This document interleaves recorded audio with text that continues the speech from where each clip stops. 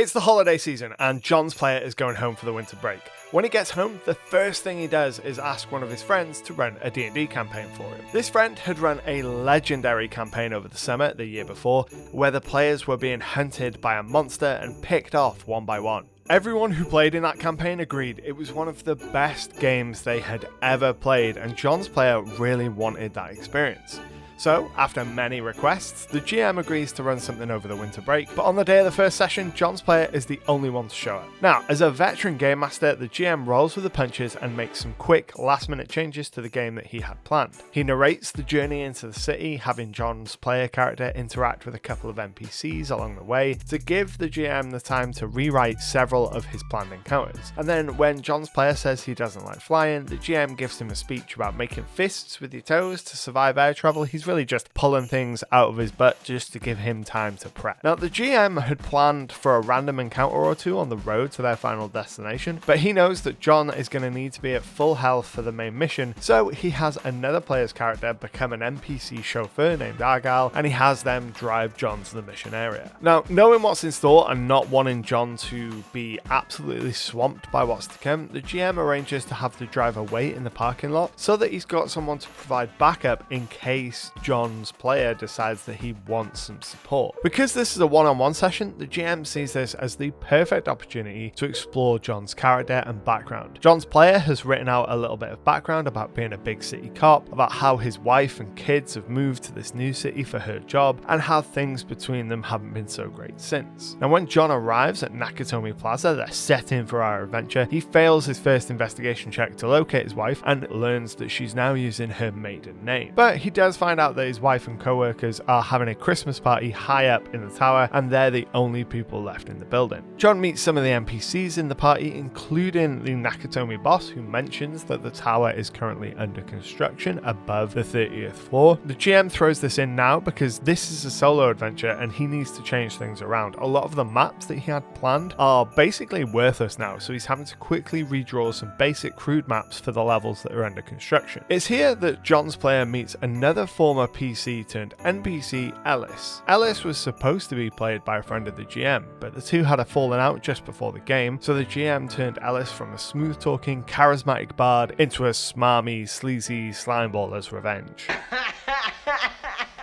As John talks to the NPCs and is reunited with his wife, the GM is making some final adjustments to the adventure plan, and the villains of the adventure arrive at Nakatomi Plaza. Originally, the GM had intended to run more of a cyberpunk-style adventure where the heroes were stealing money and information from a mega corporation, a heist-style adventure. But when everyone cancelled, he realised the heist setup was actually the perfect backdrop for this solo session and flipped the roles around, with the characters committing the heist now becoming the villains. Despite being new to roleplay and making a stoic, less is more kind of character, John's player finds himself really enjoying talking to the NPCs and even has a full argument with his NPC wife over the reasons she ended up in this new town. When she leaves, he even spends some time monologuing. Following the argument, he takes off his shoes and balls up his toes into fists, just like the NPC on the plane had told him at the start of the adventure, trying to calm his character down. This is the GM's first clue that John's player might actually be much more than meets the eye, and that this might be more than just a basic action-heavy one-shot, and from here on in, John's player stops narrating his actions in the third person, and he switches to the first person, becoming his character,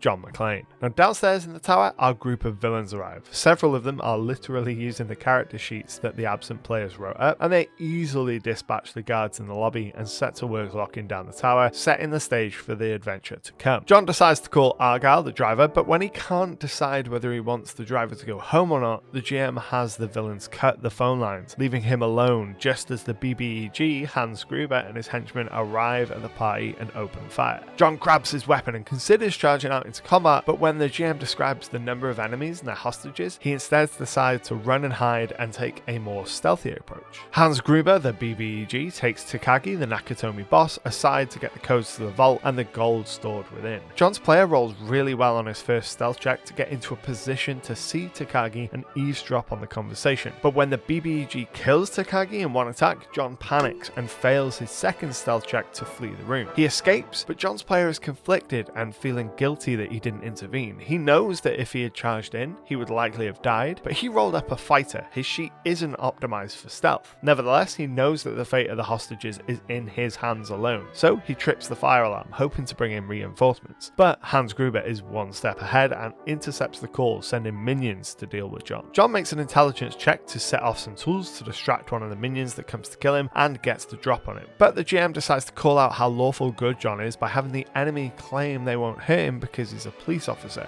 and there are rules for police officers. But the GM overlooked one small element of John's character sheet. In the flaws of his character traits, John's player had written wild card, and it's initiative. John disarms the enemy, but he's still a higher level fighter than him, and the enemy slams his head through a wall. John's player knows he can't afford to get caught up in a long combat here, so he draws on that wildcard energy and tells the DM he wants to use this action to throw the enemy down the stairs. The GM tells him they are currently grappled and would both go down the stairs. John's player is fine with that, and they both have to make dex saves. John's player rolls a nat 20 and the enemy rolls a nat 1, taking all the fall damage and dying. Recovering, John investigates the enemy's pockets and gathers some intel, and gets a shiny new weapon while he's at it. At this point, John's player remembers the stories about the GM's previous campaign, about how psychological it was. He decides to channel some of that energy and writes a message to the BBEG on the body of the minion he's just killed and sends the body down in an elevator. He flees to the roof and uses a stolen radio to attempt to contact the police, but the BBEG dispatches henchmen, including his barbarian brute, to kill John. John manages to get through to the authorities, but before they can finish their conversation, the minions arrive and it's initiative again. John holds them off for a couple of rounds, but he's outnumbered and soon has to retreat. He's able to get out of sight and manage to slip into the ventilation ducts despite a few failed athletics checks. And that ends the first session.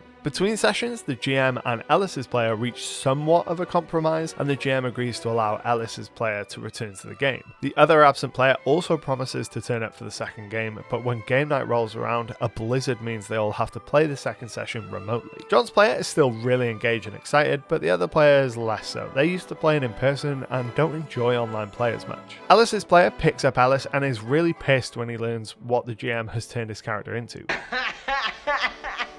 To help the new characters fit into the story better, the final player chooses to play as a police officer who's dispatched to investigate the fighting on the roof of the tower. Session 2 picks up with John trying to flee from the enemies using the air ducts. John's player is used to video games and thinks because the enemies can't see him, they'll forget he exists, but they don't, and they start searching the ducts and shooting at them trying to lure him out. Just before he's discovered, John is saved by the introduction of one of the new characters, Al, who arrives at the tower. Al approaches the tower and speaks with the villain on guard duty. The villain is making great rolls on their deception, and Al's player really loves roleplay, so they don't use any of their meta knowledge. They speak to the guard, and without knowing anything more to go on, they accept that it's a false alarm and start to leave the tower. John's player is desperate at this point. He knows it's going to be no fun for everyone if he can't get the other characters involved somehow, so he starts trying to break a window to call out to this new character. A pair of henchmen arrive, and John's player rolls high on his intimidation check to get the first to surrender, but the second one just immediately rolls initiative. John is faster and opens the fight with a crit against one of the henchmen, dropping him, but the other recovers and pins John down. The GM starts monologuing with the remaining henchmen. The monster in his last campaign didn't get to speak, so he never got the chance to have any banter during combat. He mocks John and spends one of his actions to cast vicious mockery. John nails his wisdom save and uses his turn to action surge and throw all of his attacks at this henchman, shooting him through the table before throwing out a quippy one-liner.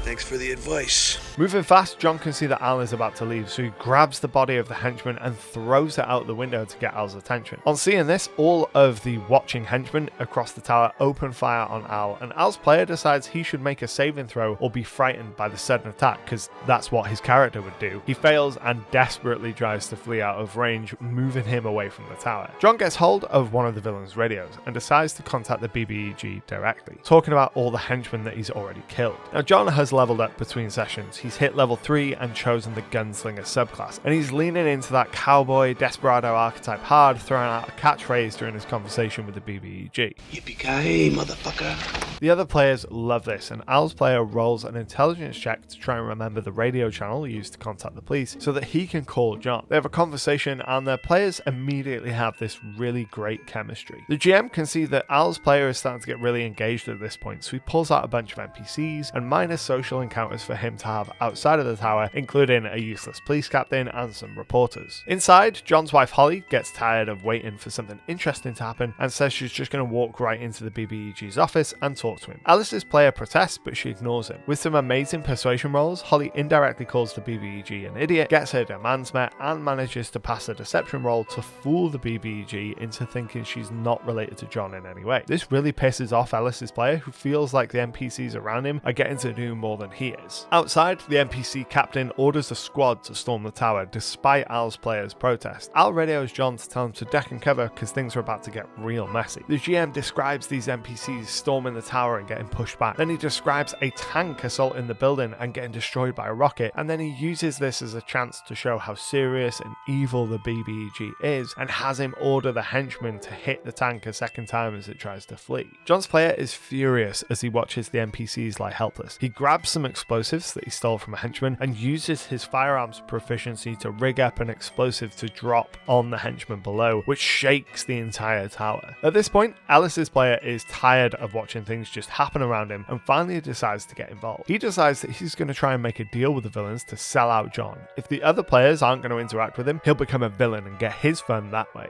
Alice tells the BBEG about John, his name, his class, and he calls up John asking him to surrender. Alice says that the BBEG, Gruber, is going to kill him if John doesn't surrender, thinking that he's gained the villain's trust. In truth, the GM still hasn't fully forgiven Alice for being a grade A dick, so he decides that Gruber is really going to make an example of him. He has Gruber ask John again to surrender and hand over the detonators for the explosives the villain brought with him, or he's going to kill Alice. Alice's player doesn't realize he's made a mistake until it's too late, and Gruber kills Alice. Alice's player is furious and immediately disconnects from the call. At this point, the FBI arrive outside the tower, and as things escalate, the GM decides it's time to raise the stakes for John's player, and he has Gruber start wandering the upper levels until he runs into John. The GM presents Gruber as a hostage that has escaped, and John's player is immediately suspicious. A great insight check lets John's player know something is wrong, but rather than just attack, he decides to roll with it, handing Gruber an unloaded weapon and fooling him. John's victory is short-lived though, as more minions arrive, including that barbarian brute. John manages to take down a few minions, but now with the BBEG in the battle, he's able to command his troops and think more tactically. They shoot out all the glass in the area, creating difficult terrain all around John. As they rain fire down on him, John's player asks if he can move at full speed over the glass. The GM makes a house rule that he can, but he's going to take damage for doing so, and his speed is going to be permanently reduced afterwards. John's player is fine with that trade and escapes just in time, slipping through the BBEG's fingers again, though he does abandon his bag containing all of his gear and the detonators for the explosives along the way. John escapes to the bathroom and takes a short rest to recover and spends this time talking with Al. We get some information on Al's backstory here, and we find out that he accidentally killed a kid during a previous adventure and he hasn't actually drawn his weapon since. The FBI finally cut the power to the building, which allows the villains to break into the vault and grab all the loot. Meanwhile, Al overhears the FBI say they're going to attack the villains when they bring in the transport helicopters meant to carry them away. John's player decides to go back upstairs and figure out what Gruber was doing up there,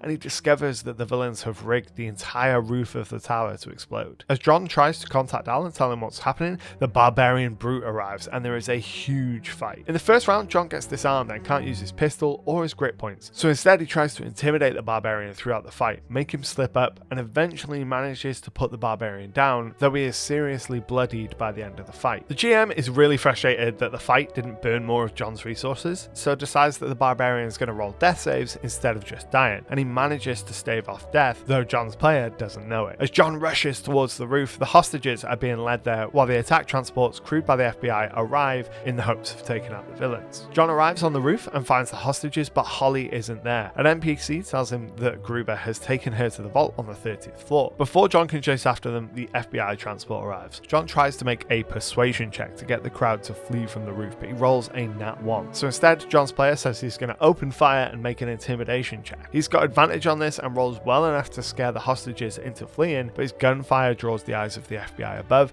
who open fire on him. Knowing the roof is going to blow at any moment, John's player makes a perception check to find out something that can help him. He doesn't roll very high, but he does find a fire hose which he manages to tie off just in time to jump off the roof as it explodes. John takes a bunch of fall damage from this, which takes him down to 1 HP as he finds himself in the room before the vault. He burns his second wind just so that he can have a little more HP to play with, and he can hear Holly and Hans Gruber in the next room, but he's only got 2 shots left in his pistol. Because he hasn't used any grit points since his short rest, he still has 2 left, and he has his action surge too. John's player knows he can't take on Gruber head on by charging in, so rolls a perception check to see what's around him that he can use. He sees that there's a cart nearby with some shipping supplies, and John's player comes up with a plan. He walks into view holding the rifle that now has no ammo, and makes a deception check to throw it aside and put his hands on his head, ready to grab the stowed weapon on his back. Just as the BBG is about to shoot him, John's player uses his inspiration on an initiative check, rolling high, and then uses his Deadeye trick shot to get advantage on one of his attacks, scoring a crit and killing a henchman in 1 shot, and then hitting the BBG with a regular shot, causing him to stagger backwards and fall through the window. The GM uses Gruber's reaction to grab hold of Holly and drag her towards the window too. But John doesn't have the strength to pull Holly up alone, so instead makes a sleight of hand check, rolling a nat 20 and unfastening a watch, causing Hans Gruber to fall to his death. Exhausted, John and Holly make their way downstairs, where John finally gets to meet Al and they share a moment of celebration before screams draw their attention. The barbarian brute is still alive and has made it downstairs disguised as one of the hostage. They pull out their weapon and take aim for John, but Al's player rolls high on initiative, turns his camera towards his desk, takes out his special dice and rolls his attack. It's a nat 20 and he obliterates the barbarian, redeeming his character. As the debris from the burning building above rains down, Argyle the driver pulls up to take John and Holly home, and the GM announces the end of the game. Happy holidays, everybody. I really hope that you enjoyed this absolutely ridiculous concept. This video would not be possible if not for the wonderful support of my amazing patrons. Down in the description below you're going to find a link to my Patreon. Every single month I release a new 5th edition compatible magazine called SIDEQUEST. It's packed with articles for GMs and for players, and it's got a whole bunch of inspirational stuff in it as well. If you want to support the channel, the best way to do so is by going over to Patreon. It helps pay my salary. I'm doing this full time now. It helps keep the lights on, and it allows me to make ridiculous video concepts such as this one. I'd really like to know what you thought of the video down in the comments below. But until next time, happy gaming.